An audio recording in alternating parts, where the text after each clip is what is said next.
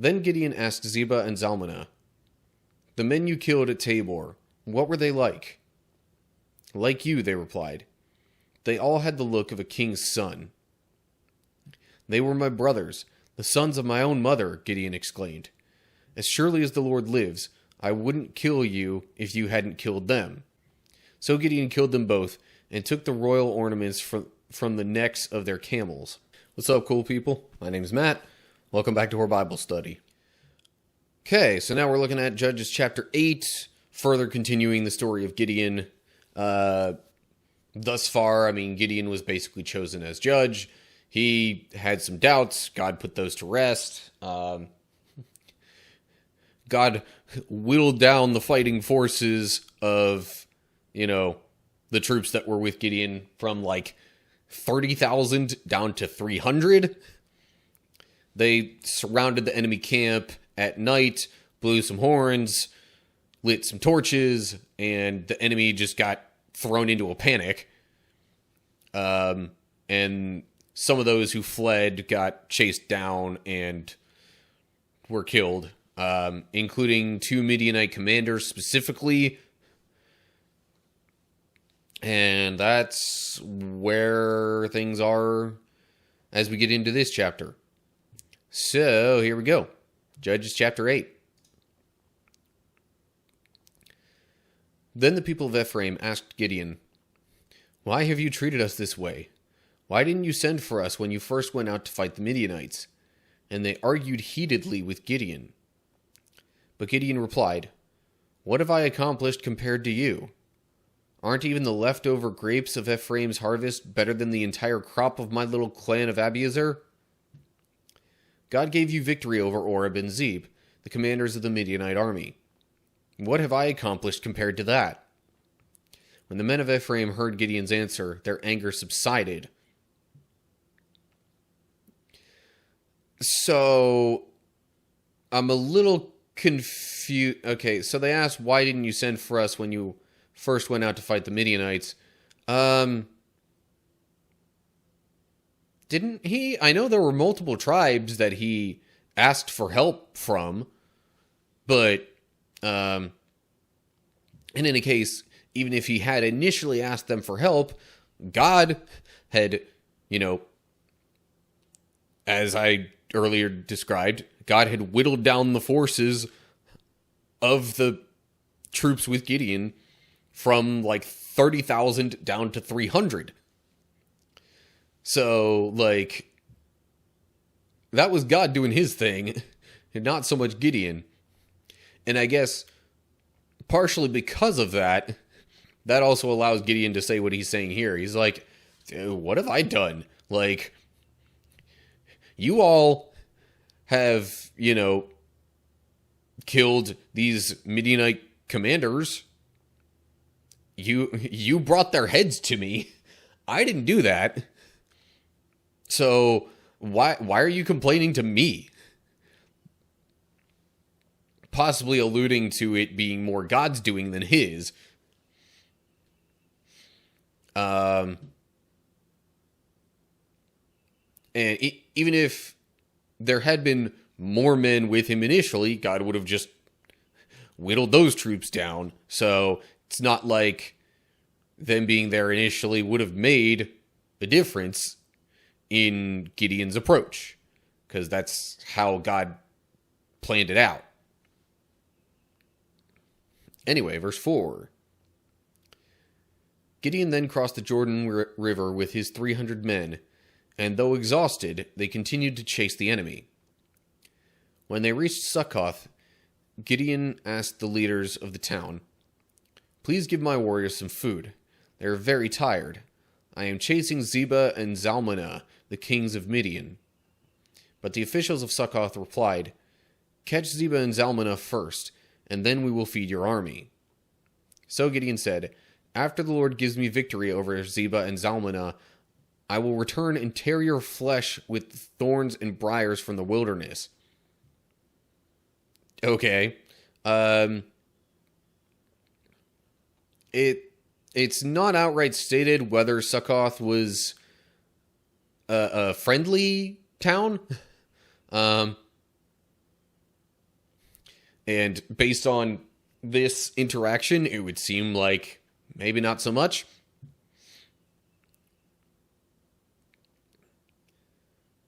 Because, yeah, he's just asking for food for his warriors so they have, energy to continue chasing down the Midianite kings.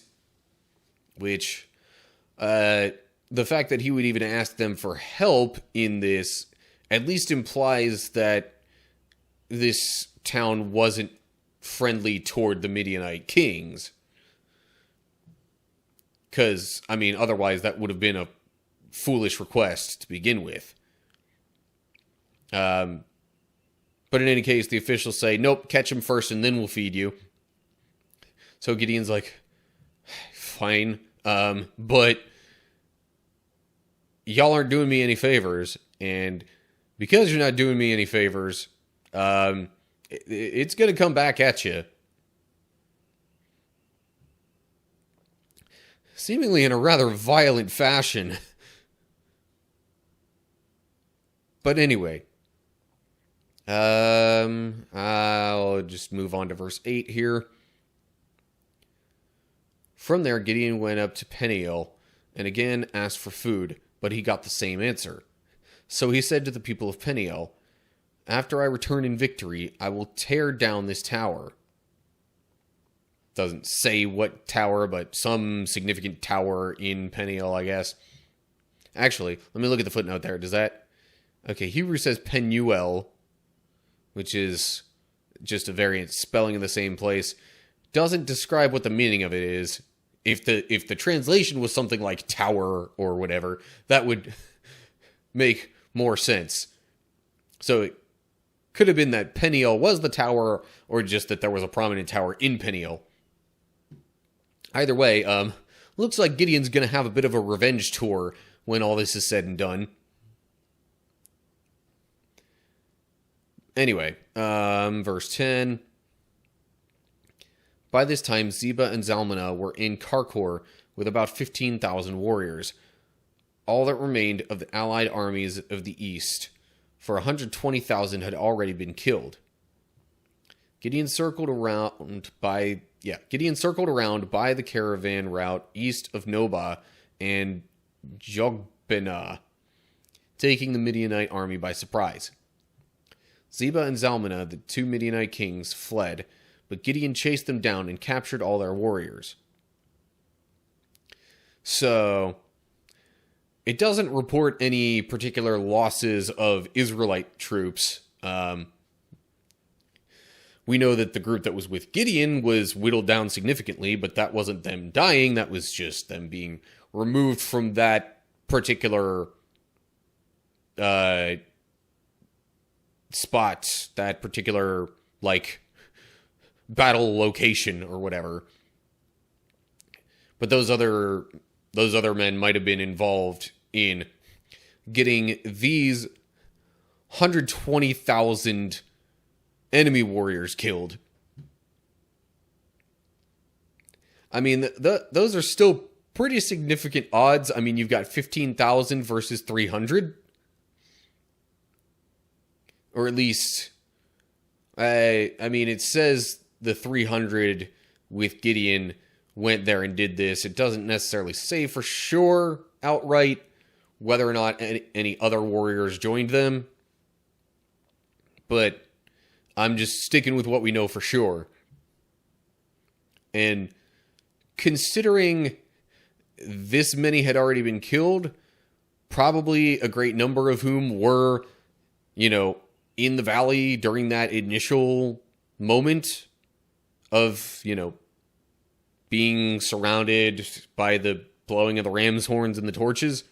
I wouldn't assume the odds are even remotely worse. They are probably even better than they were before.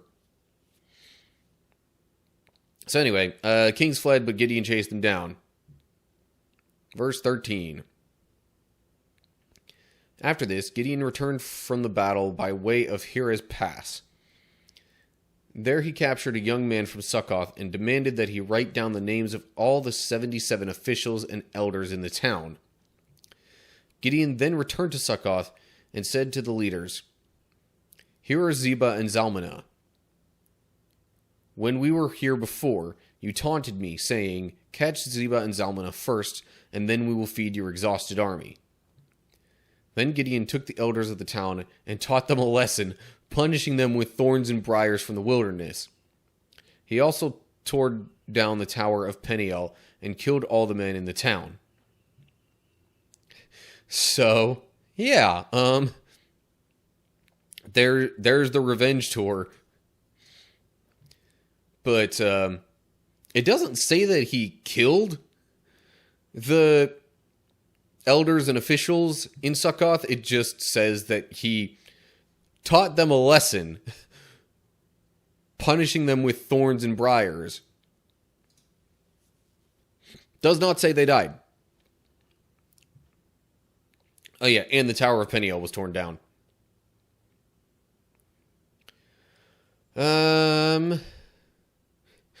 Still doesn't say that they actually got fed yet. But anyway. Verse 18. Then Gideon asked Zebah and Zalmunna, "The men you killed at Tabor, what were they like?" "Like you," they replied. "They all had the look of a king's son." "They were my brothers, the sons of my own mother," Gideon exclaimed. "As surely as the Lord lives, I wouldn't kill you if you hadn't killed them." Turning to Jether, his oldest son, he said, "Kill them." But Jether did not draw his sword, for he was only a boy and was afraid. Then Zebah and Zalmunna said to Gideon, "Be a man, kill us yourself." So Gideon killed them both and took the royal ornaments from the necks of their camels. Okay, this whole thing that happened at Tabor wasn't really previously described. But, speaking of revenge, turns out that, these kings were kind of responsible for the losses of people close to Gideon. I mean, it says they were his brothers and mother. There's no particular reason to believe that that's, figurative. And if it was literal, it would be all the more reason for Gideon to want to get back at these kings. So, yeah. And we've already seen that Gideon is prone to revenge. And this would be all the more reason for some significant revenge. Anyway, so he asks his son to kill them. Possibly to try and,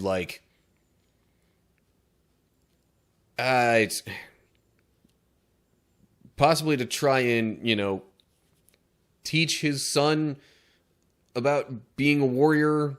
Possibly to try and, bring his son up as a potential next judge.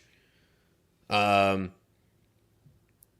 in any case, his oldest son was too afraid because he was just a boy.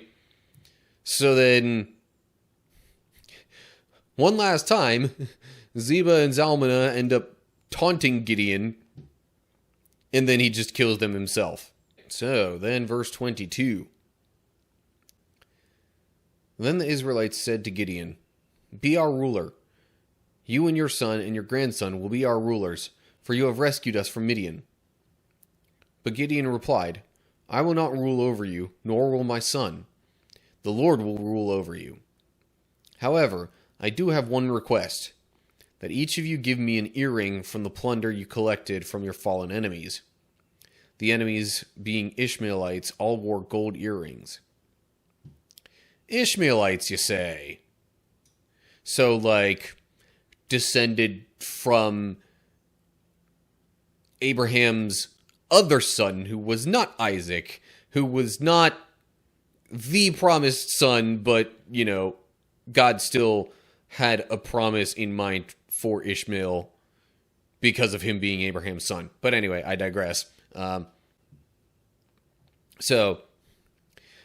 at least makes it clear that there was indeed conflict between those groups of people. honestly probably stemming back all the way from earlier on when there was conflict between Isaac and Ishmael themselves. But anyway, so the people asked Gideon to, be their ruler, kind of wanting to establish him as basically a king.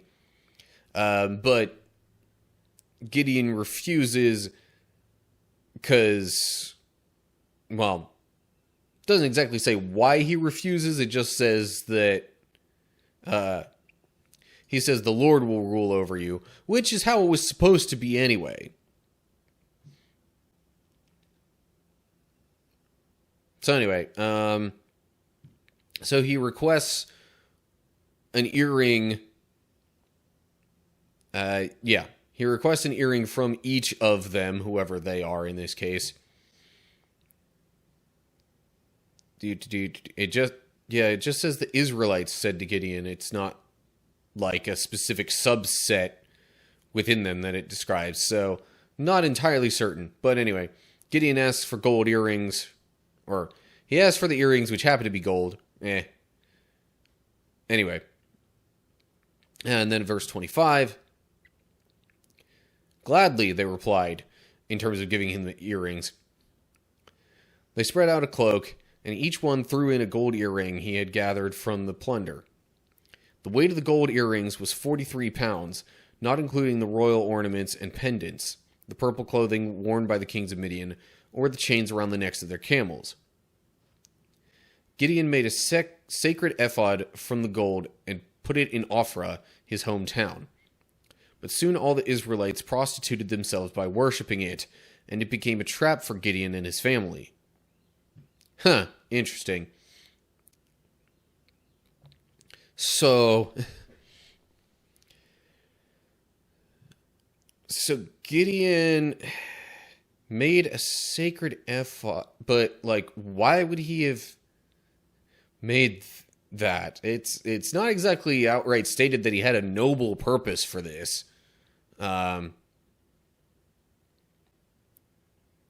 Because for a little bit of context, I mean, an ephod was also the kind of thing that the priests wore when carrying out their duties as priests,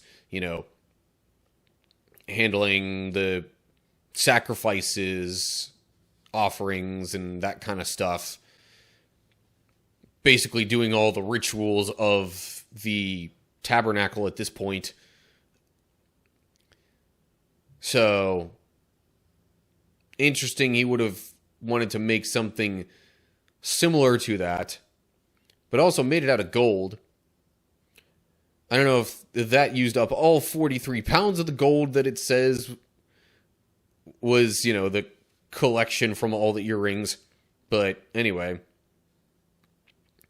Plus, then there were also the royal ornaments and pendants, the purple clothing of the kings, and the chains from the camels' necks. That's getting into the Hebrew measurement, which was 1,700 shekels, estimated to be about 19.4 kilograms, or roughly 43 pounds.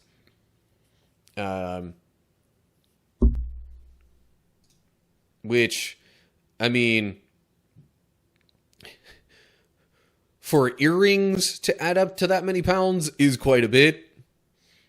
If it were in a different form, that might not seem like so much, because just like, your classic gold bars that you typically associate with Fort Knox or whatever, those, you'd really only need, I don't know exactly how much those weigh, but I can't imagine it'd take much more than one or two of those to get up to 43 pounds.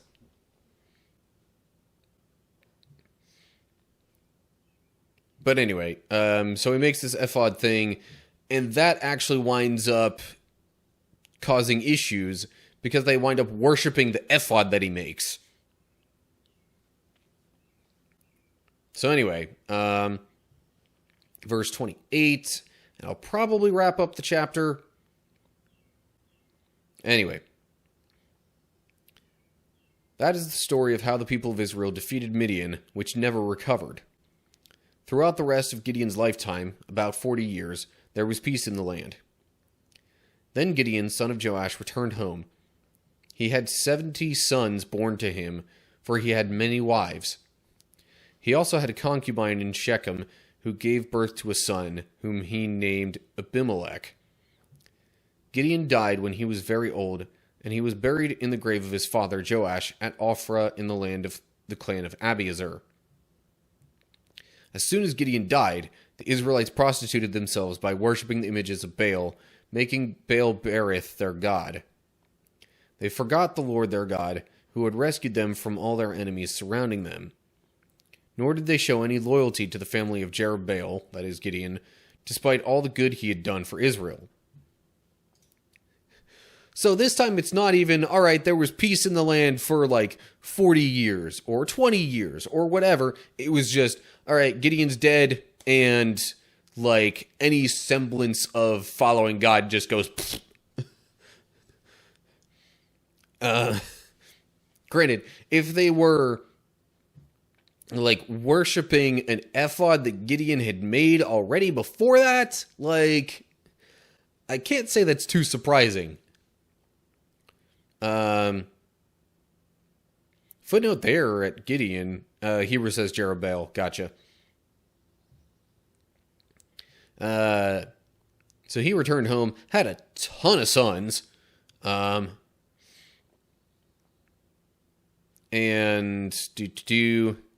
died when he was old. And yeah, as soon as Gideon died, the Israelites prostituted themselves by worshiping the images of Baal. I'm not sure what exactly is with Baal-berith, other than either that was like kind of a localized thing, or like, I mean, obviously it was some sort of offshoot of Baal worship, or I don't know. But in any case, like, same kind of stuff that had tripped them up before Gideon, they're right back to it. Because it was a statue, or maybe an altar to Baal, or something like that, that Gideon had torn down. And the fact that he was called Jerubbaal, you would think would have made it all the more obvious that, like, they shouldn't have gone back to that, but I don't know, whatever. People are dumb back then and today. And, you know, we have bad habits that we don't often get rid of easily. So anyway, that is going to do it for Chapter 8, and I guess that wraps it up for the story of Gideon. All right, so I think Gideon's saga is pretty much done now. Well, I mean, it has to be. He is dead as of the end of this chapter. But yeah, so Midian wasn't quite eliminated per se, but significantly diminished. And so yeah, the trouble is, the Israelites just went right back to worshiping other gods once Gideon died. So, I mean, we'll see more on the result of that in the next chapter, but still, it's not looking good, as usual. Anyway, as always, like and share if you enjoyed the video. Subscribe to the channel and click the bell if you're on YouTube to get updates when I post new videos. If you're seeing this on Rumble, give me a follow over there. Either way, look down in the description to get info on other social media pages and all that good stuff. And leave comments down below there with any thoughts you have. So that'll do it for now. Hope you're all doing well. Hopefully I'll see you soon for another video. But whatever the case is, till next time, stay cool, people.